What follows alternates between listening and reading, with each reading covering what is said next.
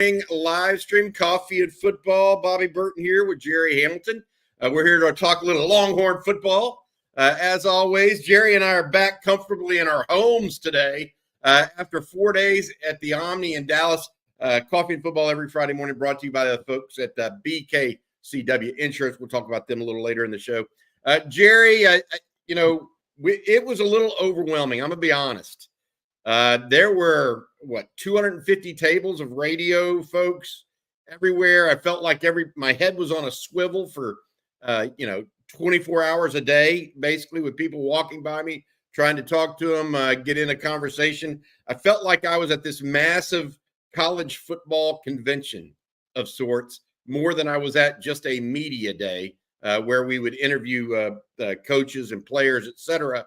But we look at it in retrospect, and it was good to get together. We had 5 folks there from On Texas Football. Really enjoyed seeing those guys. But I've got to be honest, Jerry, of the things that came out of that, it's your nickname for Mike Elko that saved my day I think it was on Wednesday when you first said it, or Tuesday. Tickle Me Elko is Jerry's new nickname for the Texas A&M head coach. Like it or not, it was a breath of fresh air for me for having been there all day, all week. Jerry, and I know it was just tongue in cheek, etc. But I got to say, what were some of your initial thoughts on SEC Media Days?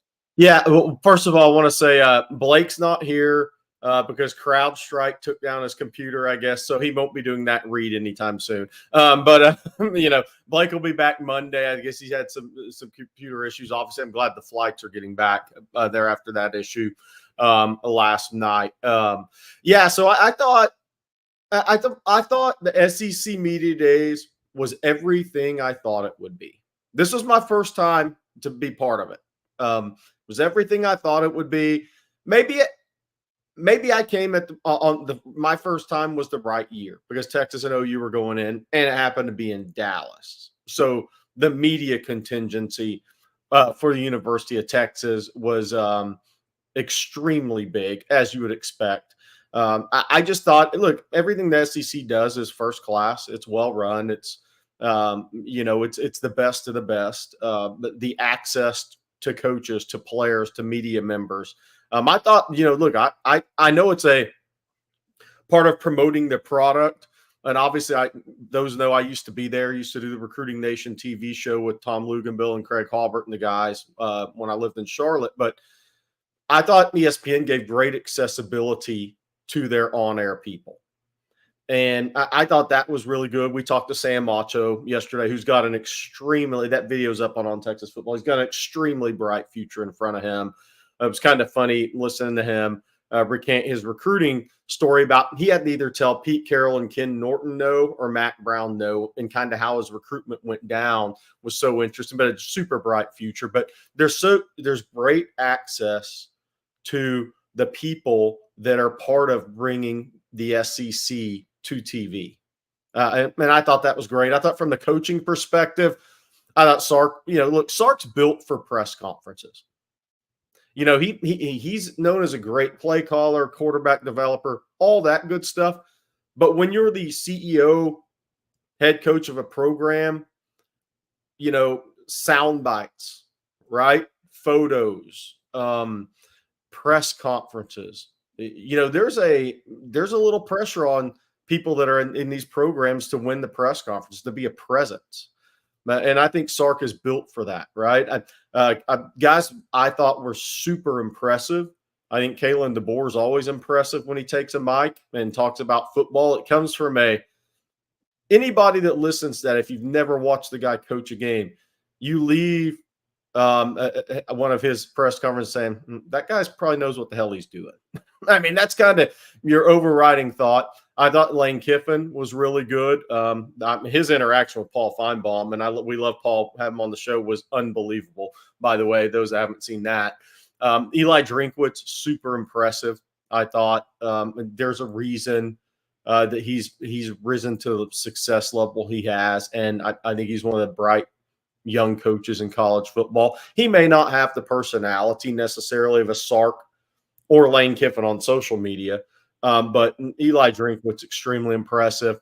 Bobby, you said it feels like Texas is just they're blowing the doors off on the way into the SEC, right? They're just busting through, and Oklahoma's maybe kind of sliding in. I thought there's some truth in that. I'll tell you this, and Bobby, I know I want you to say this, but we see all these guys, and we talked to Landon Jackson about Lance Jackson yesterday, which was really cool. And we'll have more on that Monday. But the most impressive players that walk through. And this one's for you, Hayden Connor and Jake Matthews. Bobby, who did we notice? It was Deion Walker, the young man out of Kentucky, was something else now. Was he 6'8", 6'7", 330, 340? Yeah. I mean, he was all man. Yeah, and not fat. No. I mean, that's the defensive lineman from Kentucky, interior. And, what's interesting about him, Jerry, I was talking to somebody there. He also plays defensive end at times and lines up on the edge at that size. He was there were two guys I thought that were, you're amongst when all these guys show up. I mean, Kelvin Banks. Here's the deal. Kelvin Banks is a huge human being. When you're among all those guys, he looks kind of normal. Yeah. It normalizes. Like if you're watching an NBA team and hanging out with them, 6'10" is normal, right? So Kelvin Banks looked really good, but the two that really stood out to me more than any from a massive human standpoint, Deion Walker out of Kentucky that Jerry talked about yesterday, and then also Tyler Booker from Alabama. Those two guys physically made the grade for me. All right. Hey, before we get going, and we're going to take your questions this morning, it's kind of a free-for-all Friday here on Texas Football. But before we get doing that, I want to say thank you to our sponsors. We have a bunch of great sponsors that allowed us to go to Media Day like they did. We thank them. BK Insurance, today's show being brought to you by BKCW. Did your business have a frustrating insurance or employee benefits renewal? Most likely you didn't hear from your agent all year. And then right before it was time to renew, your agent delivered the bad news of a rate increase with no time to look for other options. That's what we call the insurance trap. BKCW takes you out of the insurance trap by providing you with actual risk management consulting, not just price quoting. Operating out of its headquarters in Austin and owned by a UT grad, BKCW uses a 5-step process to identify your business's weak spots, design a plan, execute it, and monitor your situation throughout the year. BKCW has risk consultants that specialize in several different industries, from construction and transportation companies to nonprofits and school districts, even on Texas football. Get started with a free risk assessment at bkcw.com or send an email to info@bkcw.com to get started and get the support you deserve. If you're just joining us, feel free to ask questions in the chat. We'll get to them as quickly as possible. We'll also be talking a little bit about anything that you want to talk about today on Friday. It is going to be Freestyle Friday. I also want to mention this, Jerry. I'm glad everybody got home and everything yesterday. CJ Vogel was one of the 2 or 3 last people at the entire media days hanging out last night doing the winning drive for us on Texas football. So I hope CJ got home well. Let's go ahead and take some questions and just talk about it and see what people have to say and go from there, Jerry. A lot of comments about this from Antoine. It dips back into recruiting talk. Is LSU making a push, for Jamie French and Khalil Lockett? Who does the wide receiver board consist of currently? And I want to say this, LSU apparently also making a run at a wide receiver out of Las Vegas, Derek Meadows. Some people are saying, well, if he goes to Notre Dame as expected, LSU might prioritize French and Lockett. Haven't they already been prioritizing these? Yes. And haven't we also seen the downfall of teams that try to come back in later on wide receivers instead of prioritize them at the outset? We just saw that happen a little bit with Kelshawn Johnson earlier. Yeah, no, I think, look, LSU is already prioritizing Jamie French, Khalil Lockett. I mean, there's no doubt about it. Look, these teams prioritize more than one. Just look at Texas. So now I don't think that will have any effect on either one of those guys' recruitments, whether he picks Notre Dame or not. Look, Jamie French, I just don't see going to LSU. I mean, I've been down there, seen him a couple times, been around this recruitment. I've been wrong in the past. I don't see it. I know he has a lot of family at LSU, but think back to another recruitment, why that doesn't always hit 100%.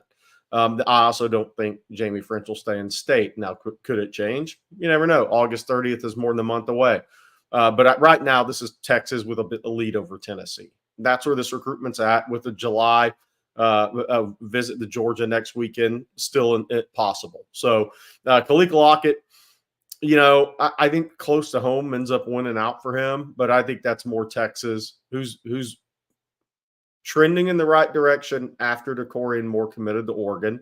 As I've mentioned, there's a reason I didn't think all three of those guys would end up at the same school. And that was a big reason why, what you're seeing now. So I think, Khalil Lockett, Texas A&M, maybe the main competition there. So Alabama is a factor in that one. And some people are saying, well, the Caleb Cunningham coming into Bama, does that take Khalil Lockett out for Bama? I don't think it does. Kalen DeBoer doesn't play one wide receiver. So, let's just be clear on that. I mean, what do you have? 3 guys drafted, and Jeremy Bernard transferred to Bama. So I'll have 4 guys drafted essentially off that team last year when it's all said and done. So no, Alabama would take Khalil Lockett, and that doesn't change anything. And I don't think that changes anything for Lockett. I think it's close to home. It may end up mattering at the end of the day. Okay. So LSU is not the team to really be worried about with Lockett and French, in your opinion, even though they are giving chase. Rich Thompson has a super chat for us. Rich says, I'm really worried about our defensive line. Talk me off the ledge or reconfirm we are in trouble there. Well, how big is your jump is the question. Yeah. Are you going to survive, or is it the end? Yeah. Here's my take on it. I'm joking. Rich. I get exactly what he's asking. He's like, my take on it is people are saying, well, they're not Byron Murphy and Tavondre Sweat. That's correct. They're not. But that doesn't mean you need to jump off a ledge. The question I have is, are they good enough for the SEC power run game? If they are, Texas is fine there. If they're not, Texas is not. And frankly, we can sit here and talk about, they should be okay and all of that stuff. And I do think, based on my conversation with Steve Sarkisian and others that had it as well, they plan to use the edges a little bit more in the run game this year because they think they can get after the passer a little bit. It's a little bit interesting what they're going to try to do, I think, with Johnny Nanson's defense is they're going to tweak it, the front slightly. I feel like they're going to get there, Rich, but I cannot tell you one way or the other. I would say don't go near the ledge at this point, though, please, because I don't think it's worth jumping off right now.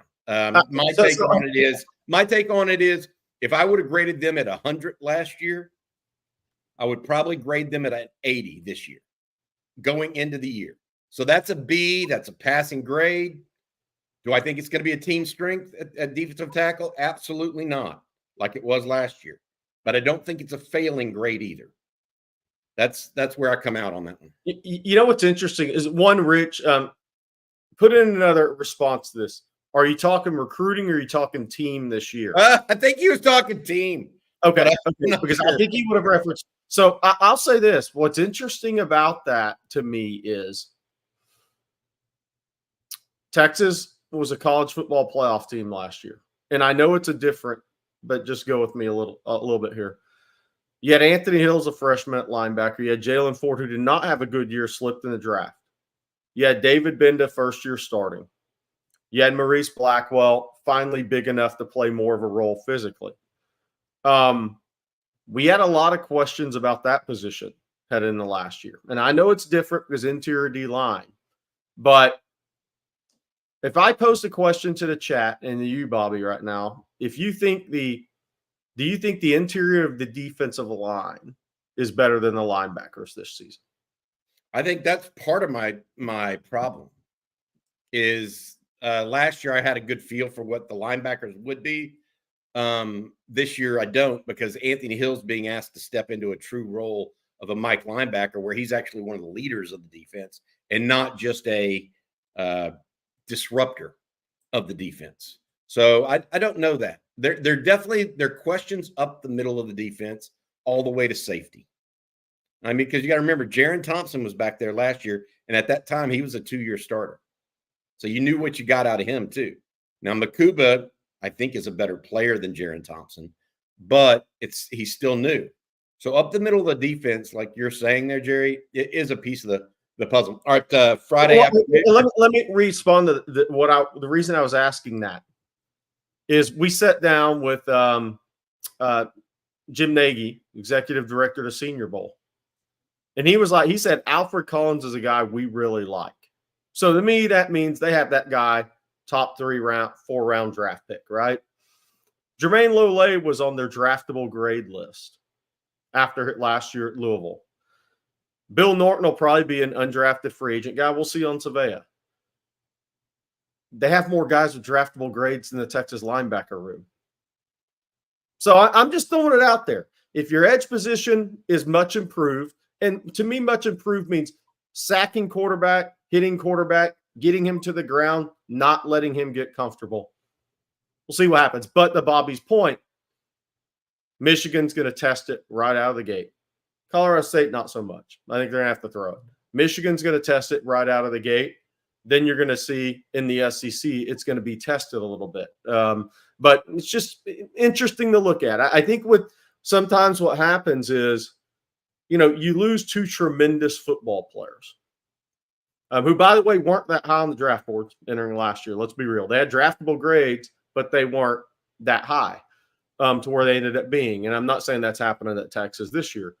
But when you lose two great players, the response is always, oh, man, we can't replace those guys. It doesn't look good. Yeah, I'm not talking about Nick Saban for 15 years, okay? That's a different animal. But there was sometimes the initial thought takes you in a direction that may not 100% be true. But to Bobby's point, we're going to know. There's three things with this team that I think have to be decided if Texas is going to maximize this season. Interior D-line against a Texas defense against a team that's just going to line up and say, here it comes, what are you going to do about it? 2, right side of the offensive line and pass protection. Not because they can't do it. DJ Campbell's going in the year 2. Cam Williams, first year starting. Michigan's going to test him. That new DC from the NFL is going to, you know what side he's going to attack. He's going to go after him and see what they can do in pass protection. And then, can you run the ball in the red zone against a really good defense? I think we're going to get answers to those things pretty quick this season. See where Texas is at. Well, I hope we do. I really genuinely hope we do. I think they're going to be fine. Are they going to be dominant? That's a different story. And that's where I think teams want dominance. Fans want dominance, right, Jerry? That's just natural human instinct and natural Longhorn instinct, I would say as well, based on what we see and talk about. Feel free. We're still taking questions here today for the Coffee and Football Longhorn live stream. Jerry, you and I were getting some giggles about this yesterday.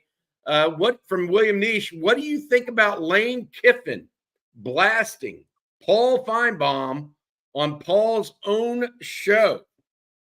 What do you think about it? So Lane Kiffin, for those that did not see it, let me quickly recap, appeared on the Paul Finebaum show. And Paul Finebaum apparently, years ago when Lane was at SC, called for Lane Kiffin to be fired at USC, but he called him the Miley Cyrus of college football. Lane brought that back up on Thursday morning or Thursday afternoon when he visited with Paul Finebaum on the show. Paul tried to play it off like he was wont to do. And Lane ended it with, he also said it was going to kill Nick Saban's career to hire Lane Kiffin as the offensive coordinator or something of that effect. And Lane brought that up. Paul tried to play it off. Well, Miley Cyrus has rebounded too. he tried to play it off. But then Lane ended it with a little bit of a knockout on Paul and said, well, Paul, what are you good at? What are you good at? And here's my response to that. And I'll let you have your discussion on this too, and the fans in the chat as well, Jerry. What are you good at? I'll tell you what Paul Finebaum is good at. Increasing the interest level of college football fans for college football. I mean, he is absolutely one of the funniest college football commentators in a dry sense of humor. So he actually, while his takes on college football are far from 100%, I do think he's better than Skip Bayless, by the way, on anything. But my point being, he is that caricature at some level that helps raise the, I want to say the media value of college sports. More people know about him and know he talks about college sports, and it helps feed into this frenzy that is college sports. So that's what I think Paul Finebaum's really, really good at. Lane Kiffin, I think he threw a jab, a punch to the gut, and then went for the uppercut. And I think Lane probably, and Paul would admit this, Lane probably got the best of him yesterday, and Paul doesn't get bested very often. What did you think, Jerry? He's perfect for the SEC, and it's he's like a caricature. I'm so excited for Texas fans that all of us get to live this now. He's perfect for the SEC. The people that call his show are perfect for the SEC and his show. Look, Nick Saban said on air, and I know people heard this, when he was talking about people thinking Texas is going to come in and run the SEC. And I know Nick was making a broad statement. He said, there's a bunch of arrogant fan bases in this conference. That ain't happening. And I think Nick was talking from experience. He had 6 undefeated SEC conference regular seasons in 16 out of his last 16. So even the best program the SEC's ever seen as a run, only 6 of 16 were undefeated in SEC play. Something to keep in mind in the next few years. But from a Lane Kiffin side, that's kind of, we talk about Steve Sarkisian's redemption story, coming back from some hardships in his life and bouncing back from it. It's not the same with Lane Kiffin, but he's come back from a few things. And it was interesting listening to him speak, Bobby. You pointed it out. I think Lane has matured in a pretty impressive way in the last 2-3 years. And maybe it's, maybe it's after you're knocked down, you have to go to FAU. You wonder if you're ever going to get a shot at a really good job again. Maybe it's a maturity with that naturally as a football coach, but he seemed like he was much more prepared to me to be the head coach of a team with really high expectations listening to him this week. I got the impression from listening to Lane, and then you talk to people who really know the insides of Ole Miss there, right? People that cover Ole Miss, that he's a little bit more of a forward-thinking head coach now than he was when he originally was a Power 5 coach. And that should happen with experience. I think he used the term free agency to define what the portal is. And no other coach went up there and was that brash about the portal. He just called it free agency because that's the way he sees it. And, I think his hiring of a true GM in Billy Glasscock this offseason, where literally he's handing over the reins of that portion of his team to Glass. I think it shows some growth in what he wants to do. He wants to coach ball. He wants to have the players to do what he needs to do. And he's got a third-year starter coming back, and Jackson Dart as well. Hey, Jerry, before we go to our commercial spot, this morning for Manscaped, your favorite read. I want to get this quick question in here from Kyle Vachaska. Jerry, I heard Jonah Williams is going to the Texas pool party. This is the defensive back athlete, also plays baseball, wonderful player in baseball. Has that recruitment changed at all, Jerry? This is something I know you were tracking down and we were talking about just yesterday off the air. And I think you got a hold of somebody over there. Give folks a quick update on Jonah Williams. Yeah, so I actually just posted a recruiting nugget story on OnTexasFootball.com this morning about 7:35 in that range, maybe 7:32 for the exact time we look at. But Texas is working to get Jonah Williams to campus next Thursday. Thursday is the big recruiting day for Texas. That is when Michael Terry is expected to be on campus at Texas. This coming Thursday. This coming Thursday. The dead period is over July 24th.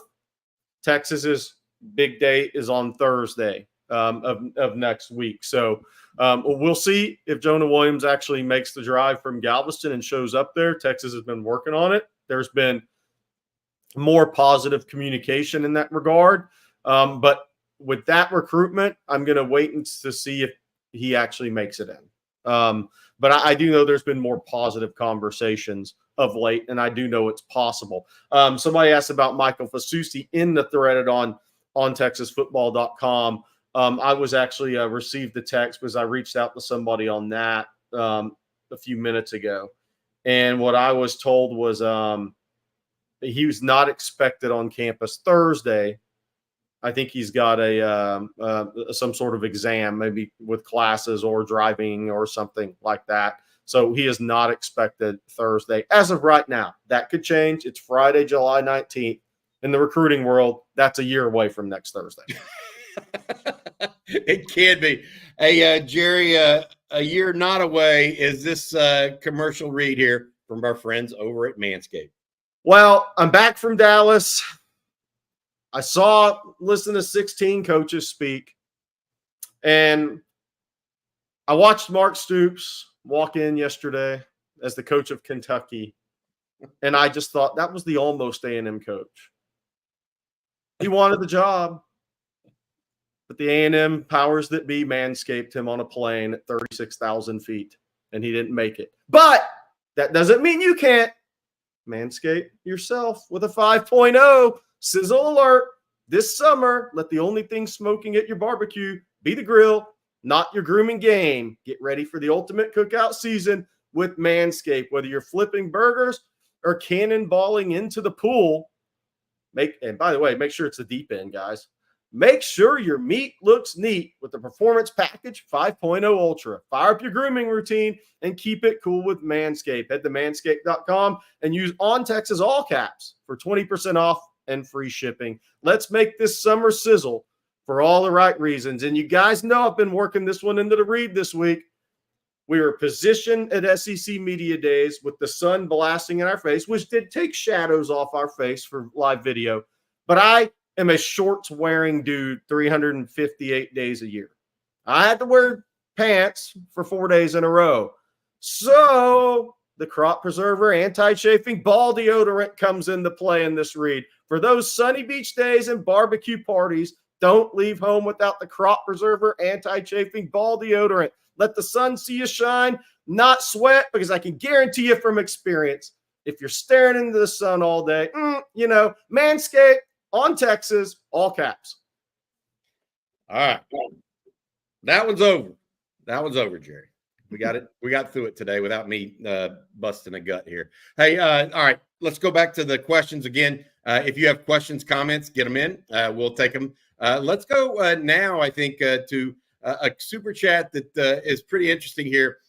Jerry from Stephen Shell. What goes into cultivating relationships with players and coaches, especially with schools you haven't been to before? So when you're on the road, what goes into that for you, talking to high school coaches and players?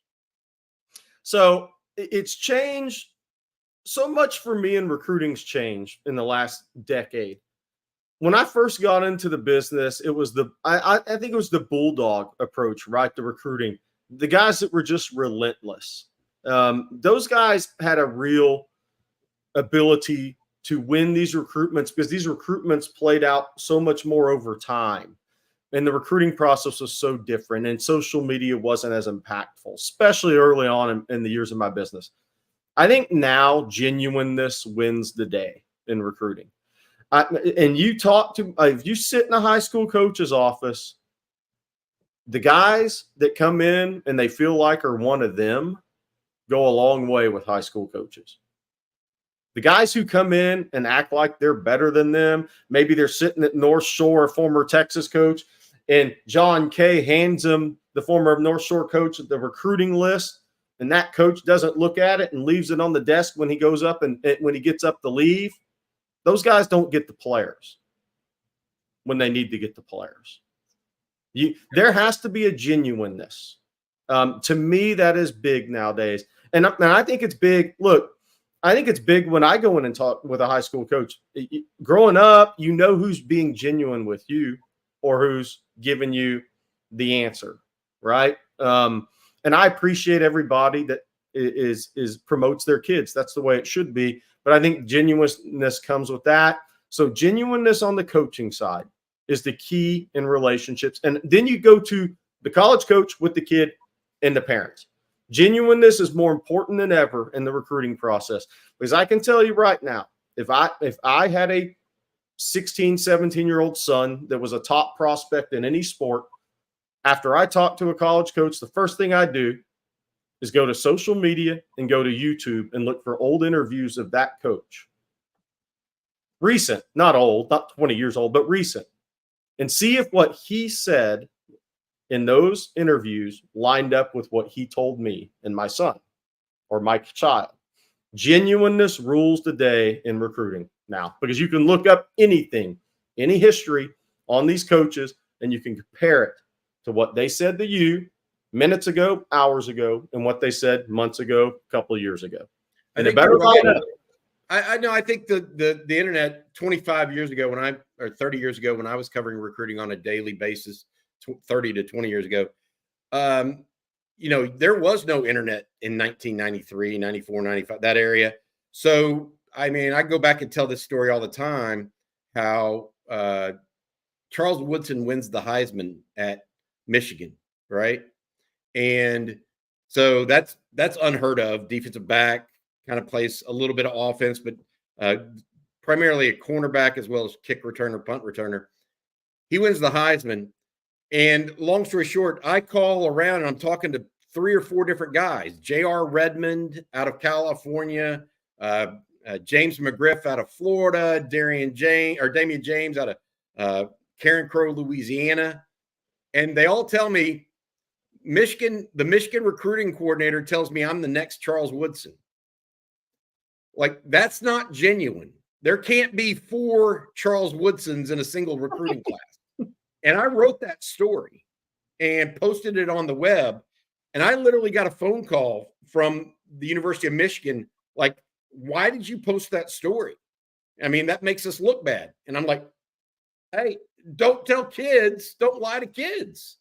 You can't tell 4 different kids from 4 different areas of the country that type of recruiting, to your point, Jerry, is past. You can't tell no more. And this used to happen all the time way back in the day. And it could be Texas just as well as anybody else. So I'm not pointing fingers here. You're the only running back we're recruiting.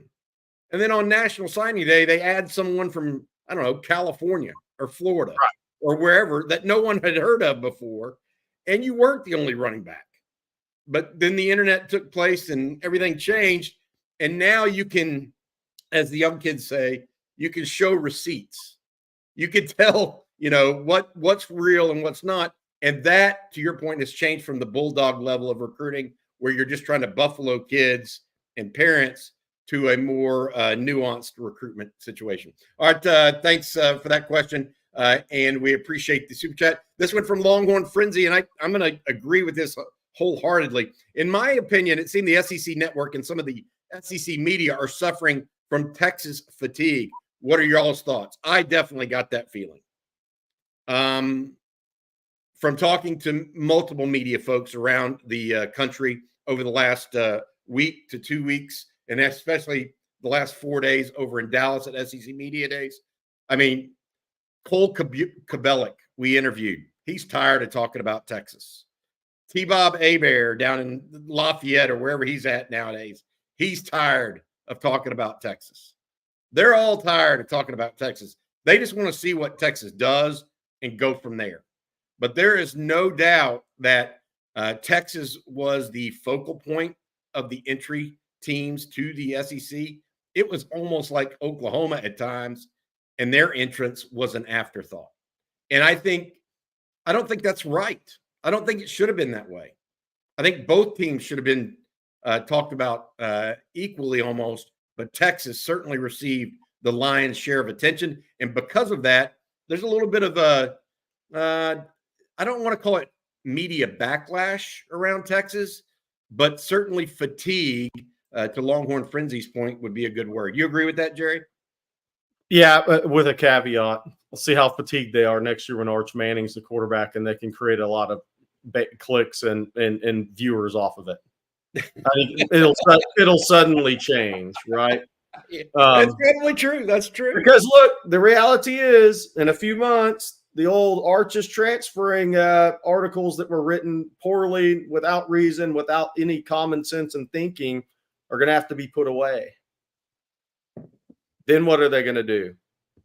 You know what's going to happen next. So, but I thought what Bobby said, talked about yesterday, is kind of another one of my big takeaways from SEC Media Days. Was in the Knoxville paper, Sentinel, Bobby, that wrote that Texas is joining Alabama and Georgia as the most hated SEC programs already. Yep. There you go. But you know what? As a Texas fan entering the SEC, that's where you want to be, because that means you just had success.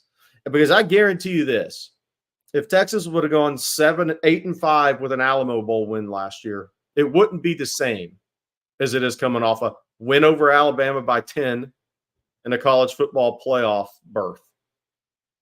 It wouldn't be the same, because people would be talking about how Texas is limping into the Big 12, 5-7, 8-5, 8-5. They're not ready for this league. Right now, is the 12-2 going to transfer?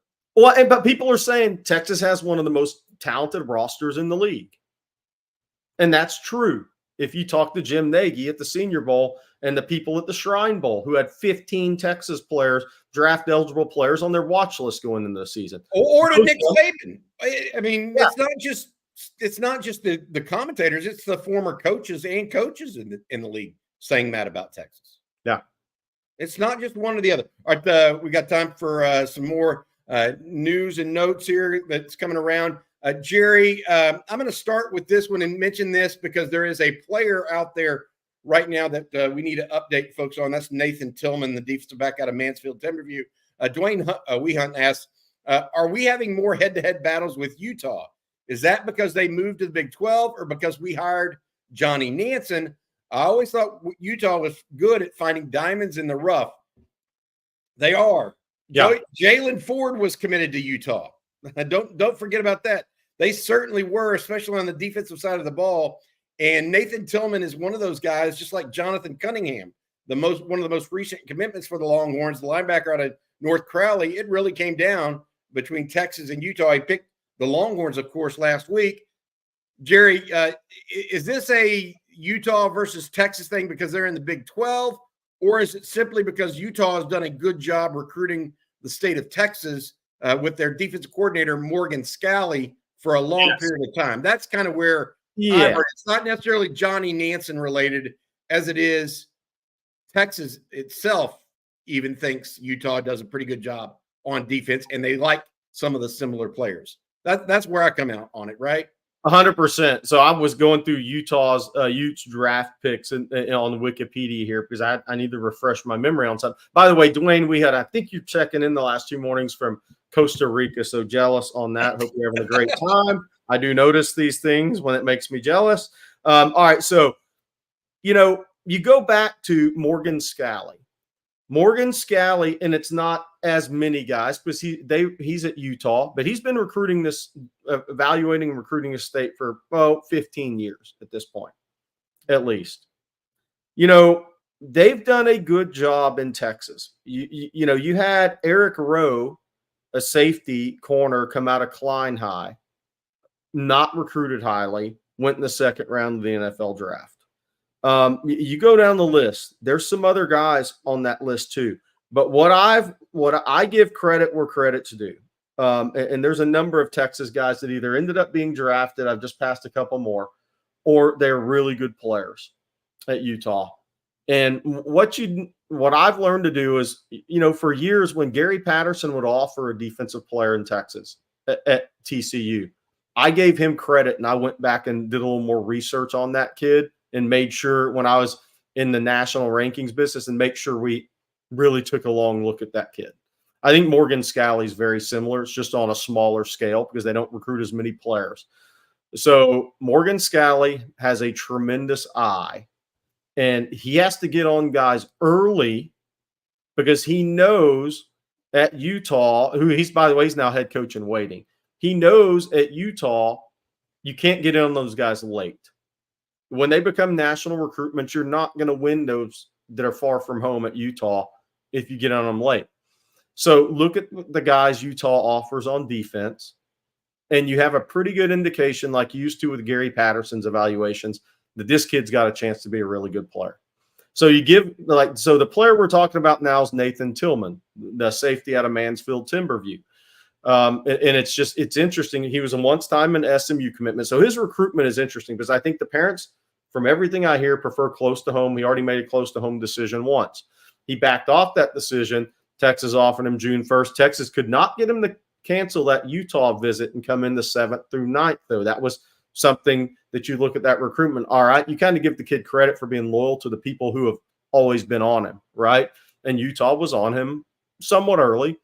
And then he made his visit to TCU. Texas got him on a midweek. And it's down to those three schools right now, apparently, from what we hear. Not apparently, from what we hear. But, again, a strong evaluation by Utah because he goes out and runs 10.7 fully automatic time in the 100 meters at 185 pounds this spring. There's not a long list of guys that actually do that are high school legitimate recruits. So, yes, Utah, Morgan Scalley's done a great job in the state for well over a decade evaluating players. If you go down the list and look at the guys that he's offered in Texas over the years, even the guys he didn't get, you see a bunch of really good players in NFL draft picks. So that's the best way I can answer it. I think that's a good way to answer it, Jerry. It's honest. I mean, that they do a good job, and you need to promote guys. I mean, you need to tell guys when they do so, and respecting them is not a bad thing. And I do believe Nathan Tillman's an elite player. I mean, he ran a 10.700 meter. He's got good size, plays well, good stats. I mean, just because he's not on the list of the top 10 players in the country doesn't mean the guy can't play football. And teams like Utah have proved that time and time again. Texas has proved it. Byron Murphy wasn't a top 10 player in the state of Texas coming out. So don't get caught up in recruiting rankings as much maybe as some people do. I want to say thank you. I want to say this. Early recruiting rankings. They tend to work themselves out in January. The problem with recruiting, I know you got to read Mint Mobile. I want to bring this out, though. The problem is we've started ranking players so early in our industry, the industry gets boxed in.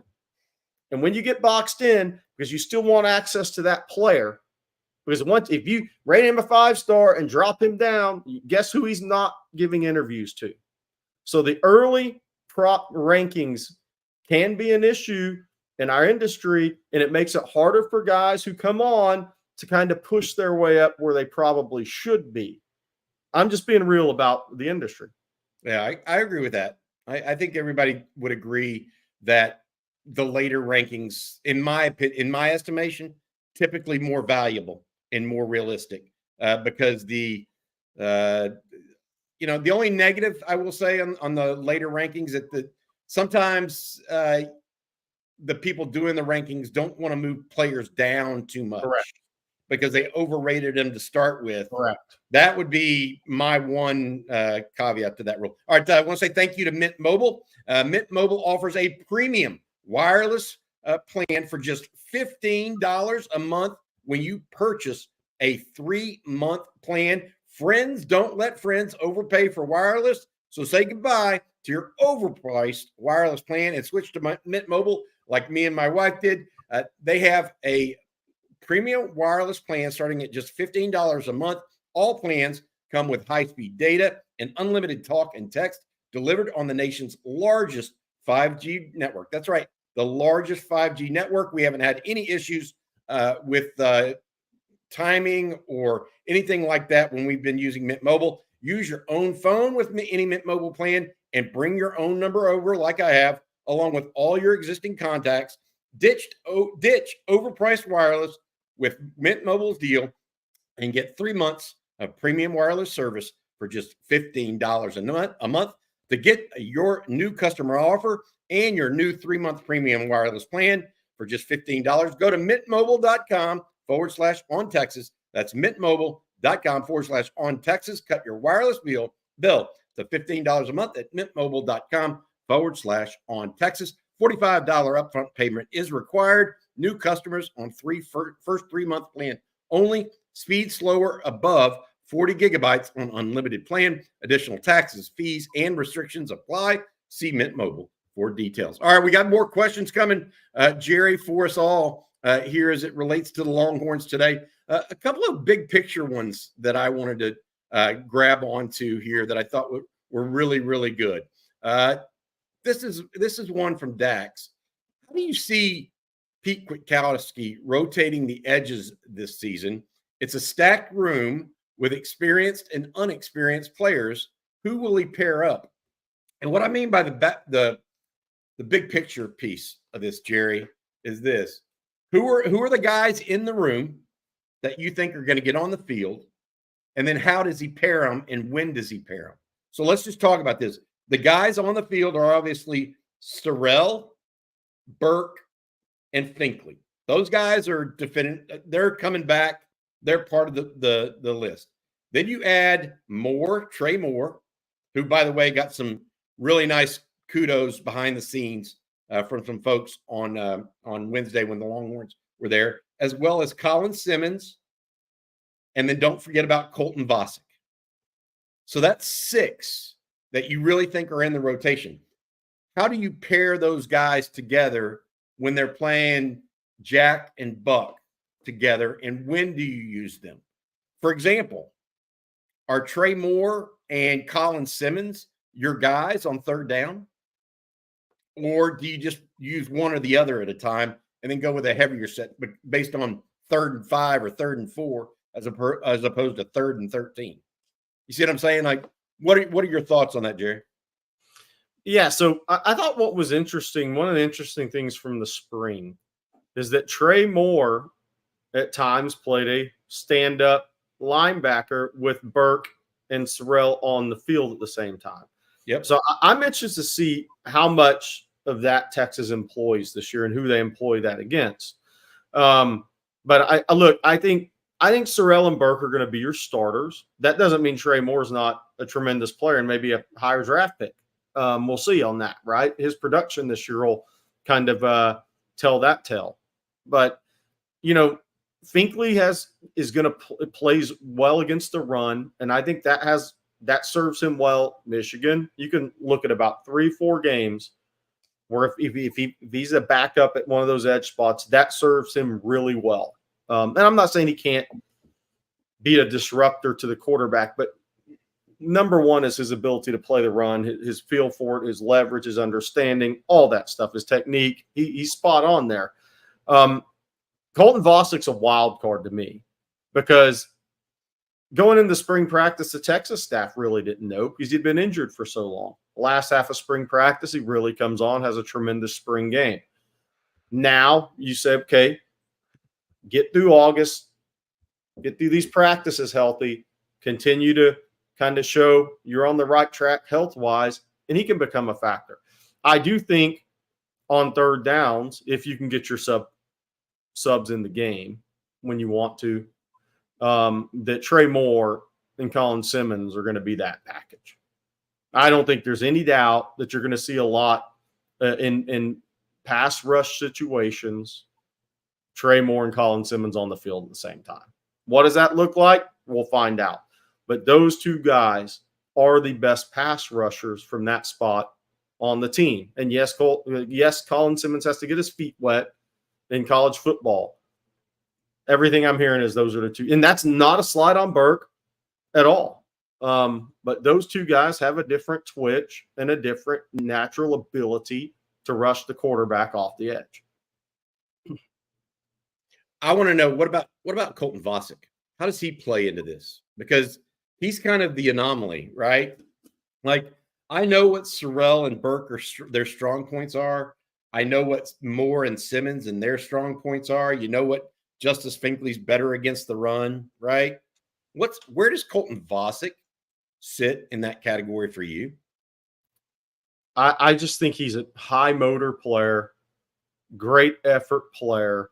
And it just, to me, it just comes down to, does he stay healthy? Now, it's not like he had a slew of injuries in high school that we knew of, right? He played all the games at Westlake. But I think last year was a tough year for him when college coaches are sitting there looking at their boards going into spring practice saying, how does it fall? But one thing I wanted to say about the edge position, and I think Colton Vasek's got a bright future if he stays healthy.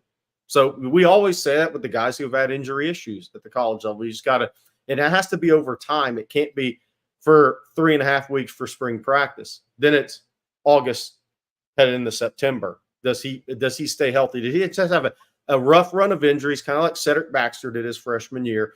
Then you're a much healthier player after that. Not that means you won't have some nicks here and there. But the one thing I'll say about the edge position, aside from it having much better pass rush this year, and they better to maximize the team. They got to get the 39 or 40 sacks, because if you get to that number, that means you're hitting the quarterback a lot more than that. Then you're really affecting down and distance, especially situationally. Last year when Ethan Burke had his knee injury, they really fought taking him off the field and letting him get back with the time that he really needed. This year, if there's an injury, Texas doesn't have to rush somebody back, and that's a huge difference at that position. Huge, because Ethan Burke was not the same player with the knee brace on, not even close that he was before that, but Texas had to play him through that injury last season. This year, they don't have to do that, and that's a great place to be. Jerry, I got to ask you this. This is my next question for you. You know, I'm looking at it. This is Nathan Tillman. Yep. Okay. Derek posted something in the chat and says, if we're recruiting against TCU and Utah, we're recruiting the wrong players. I'm putting this video up because Nathan Tillman may be many things. He's not the wrong player. And so I push back against people that say, just because you're recruiting against TCU and or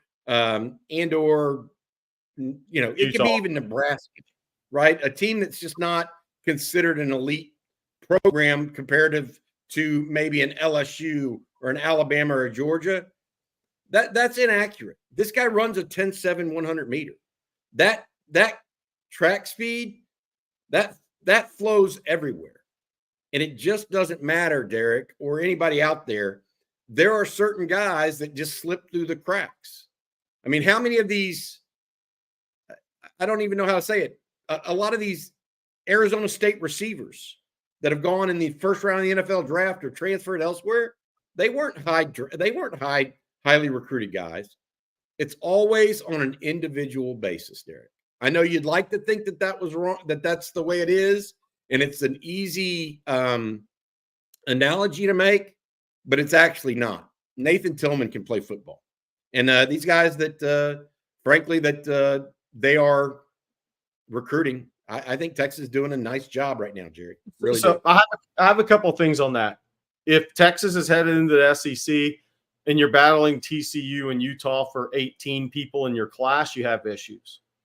But if it's a couple of defensive players, I don't have an issue with that because Morgan Scalley's track record. But here's the thing that I look at too with this. How does a guy, and Nathan Tillman came on. I've told this story before. When I went to Mansfield Timberview this year during the season to see Dylan battle, I always ask the question, who's ascending in your program right now? It could be a young kid. It could be an older kid. And two coaches I asked said Nathan Tillman. But why could a guy like that who comes on in the spring still not receive the recruiting attention ideally he may deserve? Well, because Jonah Williams is in the state. And while Dorian Brew's listed as a corner, some people are recruiting him as a defensive back. Cade Phillips as a defensive back. There's some really good players in the state. And then that's not even counting nationally, that a lot of these national programs are locked in on already. So to me, that's one of the things you always have to look at. Now, I'm just going down the list of top guys in the state of Texas without even looking nationally at a position he'd be recruited at. That stuff all factors in. So here's the thing, though, with a kid like didn't LSU just get a guy yesterday? It's a safety from somewhere. Yeah. DJ Pickett. Some people saying the top safety in the country. He's out of Zephyr Hills, Florida, and I think the guy's tremendous talent. And I think some people asked in the chat yesterday. That's why it threw me off. LSU got a 5-star corner because I was at SEC Media Days. And in my mind, it didn't click at the time. They were actually talking about DJ Pickett. I was like, what did I miss?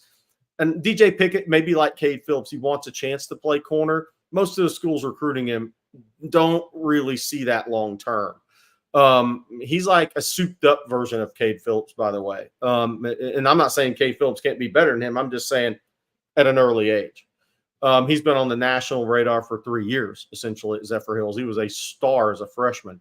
So that's just one of the interesting things to me is, look, there's only so many of the high top targets that these schools recruit. Ohio State's going to come in to Texas and recruit a Jonah Williams. They're not going to go down the list at safety in Texas. They're going to recruit another Jonah Williams in another state. So, let's see what some of these guys do as seniors too. I'm of the opinion, and I could be wrong, I think Jonathan Cunningham is a damn good prospect. And I'm betting his senior tape is really good. And there's going to be some people that say, we probably should have offered that guy. But you can't offer them all. I'll just say this. Look, Jonah Williams is a little bit of a freaky athlete, right? Who's faster, Nathan Tillman or Jonah Williams? Oh, Tillman is. Well, and now, I mean, I'm not trying to. What I'm trying to say there is, certain players can be better at certain positions. That's just the reality. Yeah. Even if they're not being recruited that way.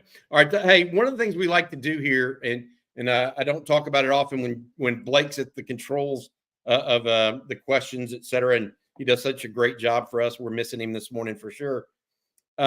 We don't always go back and get a chance to clarify what we write on ontexasfootball.com. Jerry, one of our OTF OGs, wants to get this in here for you. On your update this morning, can you expand on Kalik Lockett? And you didn't mention Madden Faramo. Everything's still cool with Faramo. What did you say about Lockett that needs to be cleared up? And did you not mention Faramo on accident, or what happened there? No, it was just a few recruiting nuggets this morning. I just mentioned a few guys Texas was trending with. And those are the same 4 names is the last couple of days. Just nothing's really changed from what we've heard on that. And that's Lockett, French, Nick Brooks, and Michael Terry. Got it. Now, does that mean Texas is getting all 4 of those guys? It doesn't, but this stuff is playing out. I mean, Jamie French announces August 30th. Nick Brooks isn't announcing until September as of right now. Michael Terry thinks early August. Kalik Lockett obviously has August 7th. But just haven't heard anything to kind of push us off of that, push me off of that. I don't want to put that on anybody else, to be clear. And on Madden Faramo, I don't have anything new. I think the biggest thing, the most interesting thing around Madden Faramo right now is when's he actually going to announce? Because if he hadn't made the Texas official visit, he'd have already been committed to Notre Dame publicly. Now it may be August. It may go to September. It may go even to October.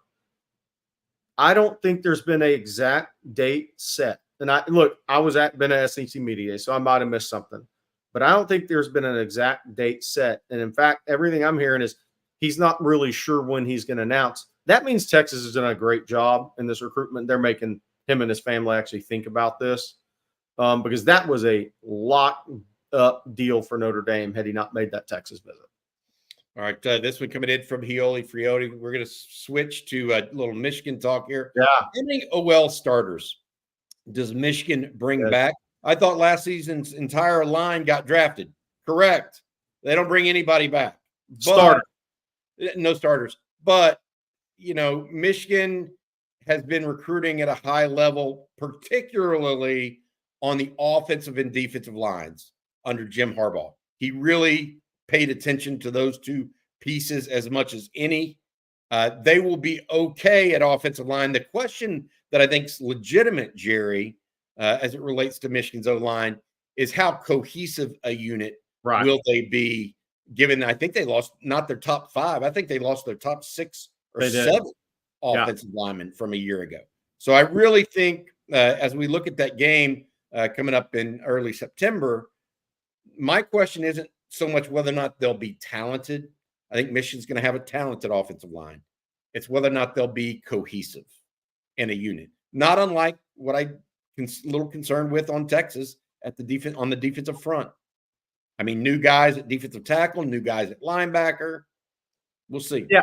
So I think what's interesting with Michigan is they lost 6 starters. So I think there's a belief if you haven't really dug in on these teams yet, which look, people have jobs, they have work to do. And a lot of fans will start digging in here in August on some of these teams, or when you get your Athlons magazine or your Dave Campbell's and all the magazines that are out. But Michigan's 5 projected starters are all juniors or seniors. So they're not an inexperienced line. They're inexperienced in starts and maybe game action, but they've been lining up and practicing against Mason Graham and Kenneth Grant and all those NFL players on the defensive front 7 for Michigan for the last couple of years. And there's one thing we know about Michigan and Notre Dame traditionally. Their offensive line's not going to be a miserable failure of players. It's going to be competent with a couple of future NFL draft picks on bad seasons. So Michigan's offensive line won't come out there looking like, I don't know, name a line. I don't want to name it because the guys were good players. An offensive line that had nobody drafted that played for a national championship. It's not going to look like that. Michigan's recruited at a really high level in the offensive line.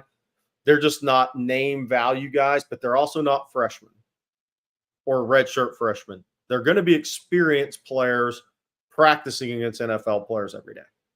Earlier in this discussion on Coffee and Football, we were talking about the defensive front and whether or not Texas needed to be extremely worried or just a little worried about the group. And I said last year, Jerry, just to repeat this, if you were going to give Byron Murphy and Tavondre Sweat a grade and you give them a grade of A+ or a 100, and what are your expectations for a grade this year? I gave that interior defensive tackle an 80 by comparison, right? You expect them to be okay. You don't expect them to be dominant. Stephen Houston had this to say, just because you aren't expecting an Outland Trophy winner at defensive tackle doesn't mean you won't be solid at that position. And I think that's what Texas needs out of this defensive front this year. They need someone that steps up and becomes solid.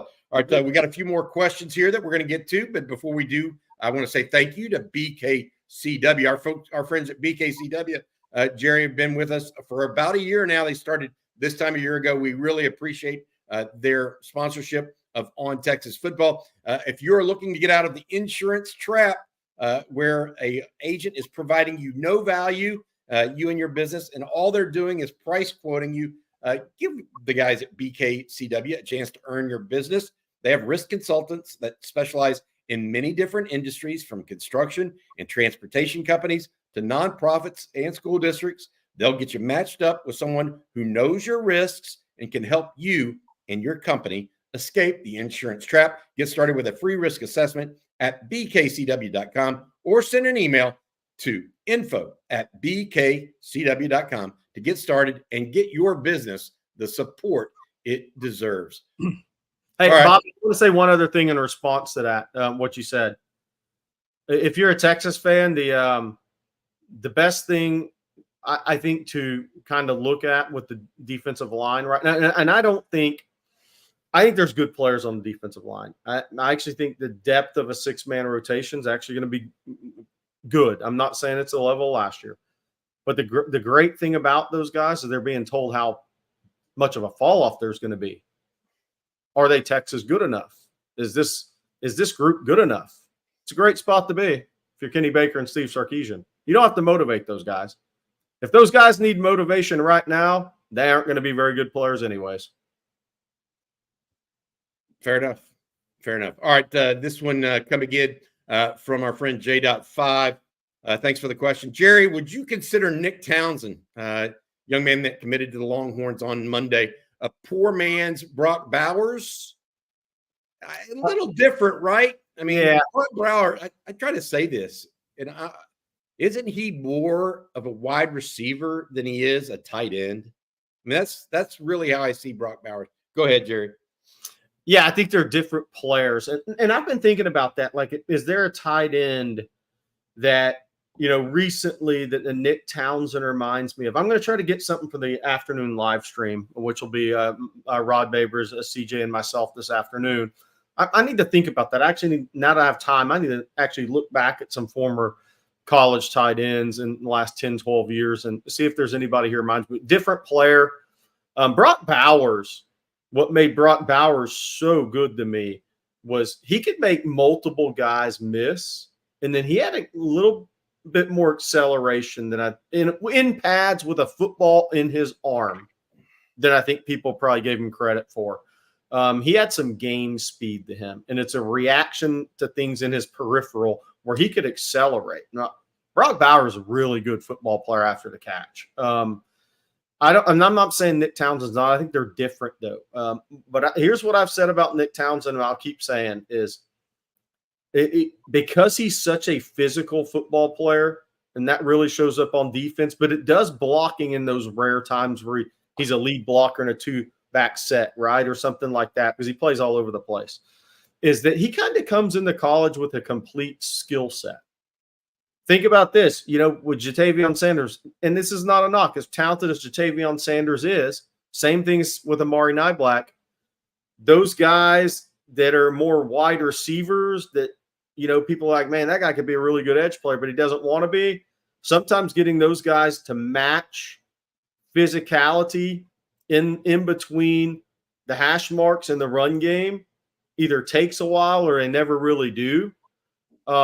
Nick Townsend, man, he is a physical dude on a football field. Physical football player. So he comes in as a guy who's big, long arms, good hands, fast. That's backed up on what you see on a football field on a track. His frame's going to carry 250 easily. He's told me the day before he committed, he's 238 right now. He wants to be about 232, 230 by the time the first ball's kicked this season. So he's actually added some weight so he can play at 230 this year. But when you have the physicality that he does to go with it, you're coming into college at a really good spot, especially when you're going to be asked by Steve Sarkisian to play in motion and block an NFL level edge rusher. Jerry, we've got a couple questions that we need to close it out with. This is a good one because I think it brings up some good thought process here. Did Javar Thomas, the linebacker out of Aldine, and Carterius Brown, defensive back, still have offers? There are a number of guys that Texas kind of what I call soft offered. They wanted to make sure they were in the running, but didn't necessarily follow through with a lot of communication to really try to get to know the player better. Thomas and Brown are in that category where it was a soft offer, but they found other priorities. You agree with that? Yeah, I do. And we'll see what these guys look like on senior year. I mean, I keep going back to this, and it's different. It's different, though, because Xavier Filsaime was a top 100, top 50 ranked prospect in the country. But he didn't have an offer from Texas right now, which for Texas fans, that's like what that blows their mind still to this day. He was committed to Florida. He's originally from the Orlando area and moved to McKinney in 7th grade. But Aaron Butler didn't have a Texas offer. A one-time USC commitment who's committed to Colorado, top 250 ranked prospect in the country. Those guys ended up in Texas class. They didn't have offers in July of last year. Not even close. They happened in October and then in December. So Texas will monitor and evaluate. Look, there's some guys that may not be on the 1A list or 1B list. They may be on that 2 list. But those guys don't fall out of the memory of the Texas staff or a college staff. They're going to watch these guys as seniors because there's going to be some guys make a big jump. And even if Texas doesn't offer somebody, they're going to contemplating offering 3 or 4 guys. You know it's coming. Happens every class. One last question, and this one recruiting related from Derek. Appreciate you, Derek. Is Nick Brooks out of Cedar Rapids, JFK, up in Iowa, a left tackle prospect, right tackle prospect, interior? Where's he expected to play, Jerry, if he commits to the Longhorns? Nick Brooks, Cedar Rapids, JFK High, Texas, pretty good spot. Georgia will keep pushing. Watch how many guys commit to Georgia before September. If that number gets big, I think it's pretty good news for Texas. Where does he project is a great question with him. Seeing him in person, to say he's a large human is a total understatement. He wants to play tackle. I think he can play tackle, but he might be one of those guys, and this happens with a lot of linemen that end up at tackle, that maybe they practice a little bit at tackle their freshman year, but maybe they spend more of their time inside at guard, and then they kick out to tackle naturally. People forget, going way back in the day, because I was part of the Under Armour game at the time, Lael Collins played guard at LSU before playing tackle, right? Who was the big joker from Alabama? We had him in the Under Armour game. Evan Neal from Okeechobee, Florida, the largest human ever out of Okeechobee, Florida, that could play football. He played guard initially at Bama, kicked out the tackle. So, you know who did that? Kyle Flood. So he's got a little bit of a message there for guys. But I think Nick Brooks can play tackle. Is he a left tackle from day one in college football, meaning practice, and that's what everybody sees him at? I can't say that. I think he's got the body quickness. I think he's got the foot quickness to do it. I also think he'd be a devastating guard. So I lean more to right tackle for him or guard. Left tackle, he'd have, I think, and it's this way with college coaches, honestly. He'd have to go prove that when Colin Simmons is coming off the edge against him. For those guys to know for sure if he can play left tackle in the SEC. It's the best answer I can give you. Gotcha. Yeah, Evan Neal was a stud, first-round pick. David Rawls pointed that out. He actually started his career at guard, kicked out the tackle. Under Kyle Flood. Yep. All right, Brandon Huey, how's Jelani McDonald and Xavier Filsaime coming along? Heard whispers they could crack the rotation as true freshmen. Jelani McDonald is not a true freshman. He's going to be a redshirt or a true sophomore, depending on how many games he played in special teams last year. Jelani's already in that lineup. Filsaime and Jordan Johnson-Rebel are the question marks of whether or not they could. Right now, the top four at safety are Michael Taft, Derek Williams, and Andrew Makuba, along with Jelani McDonald. That's the top 4. So whether or not Filsaime and or Jordan Johnson-Rebel can come in, Brandon, that's the real question. McDonald ended the spring as in the top 4 of that rotation, though. That's what I've heard. And I will add this. Do not sleep on Jordan Johnson-Rebel at this point. So we'll see what that means when the time comes. All right, guys, if you have a chance, please consider a subscription to On Texas Football and become an OTF OG when you get a chance. That is our On Texas Football website, ontexasfootball.com. Just $39.95 for 1 year. You get all the recruiting news, team news you can deal with. We had a huge thread on all of the goings on of the SEC Media Days over in Dallas this past week. join us if you will. That's where we'll be. Also, Jerry and I will be back at 1 o'clock today, along with CJ and Rod. We'll talk a little bit more Texas football. We also have some other interesting stuff going on. There should be a couple things coming up today, too, by the way.